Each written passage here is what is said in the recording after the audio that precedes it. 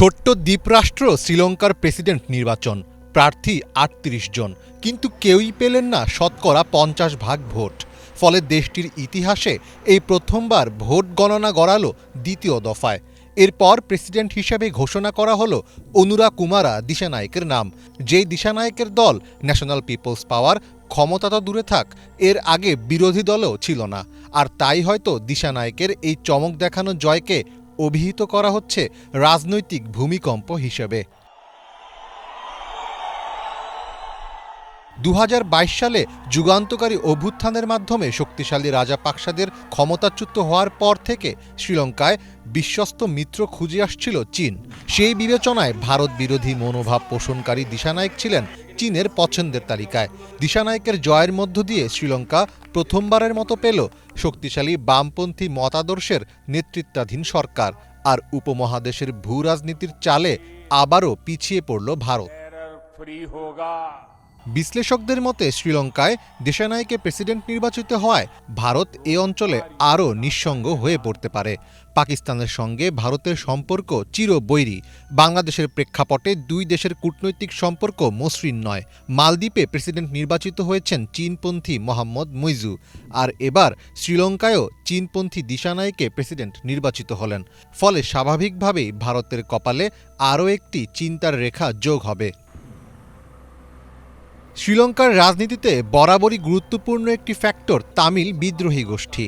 তবে শ্রীলঙ্কার অনেক রাজনীতিকের মতো দিশানায়েকও ছিলেন তামিল বিদ্রোহীদের বিপক্ষে। বিদ্রোহীরা শ্রীলঙ্কার বাইরে আলাদা রাষ্ট্র চাইছে এমন অভিযোগে তাদের দমনের ব্যাপারে পূর্ণ সমর্থন দিয়েছিলেন তিনি। অনেকেই মনে করেন দিশানায়েকে সম্পূর্ণরূপে সিংহলি বৌদ্ধ প্রাধান্যকে মেনে নিয়েই রাজনীতি করছেন, ফলে তার বিরুদ্ধে সমালোচনাও কম নয়। রাজনীতিতে অনেকটাই নতুন মুখ দিশানায়েকের উত্থানের গল্প রূপকথার মতোই। ১৯৬৮ সালে শ্রীলঙ্কার রাজধানী কলম্বো থেকে ১৭৭ কিলোমিটার দূরের অনুরাধাপুরা জেলার থামবুত্তেগামা গ্রামে জন্ম দিশানায়েকের। গ্রামীণ মধ্যবিত্ত এক পরিবারে জন্ম নেওয়া দিশানায়েকে কেলানিয়া বিশ্ববিদ্যালয় থেকে বিজ্ঞানে স্নাতক করেছেন। তবে ছাত্রজীবন থেকেই রাজনীতির সঙ্গে জড়িত ছিলেন তিনি।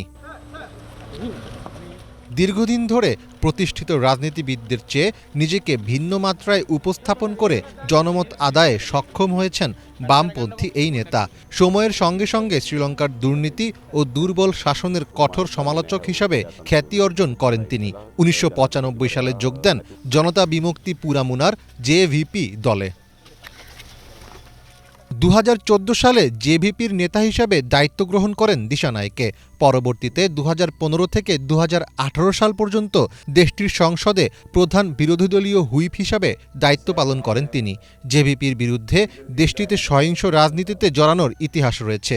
দায়িত্ব নেওয়ার পর দলের ভাবমূর্তি ফেরানোর চেষ্টায় বিভিন্ন ধরনের পদক্ষেপ নেন তিনি।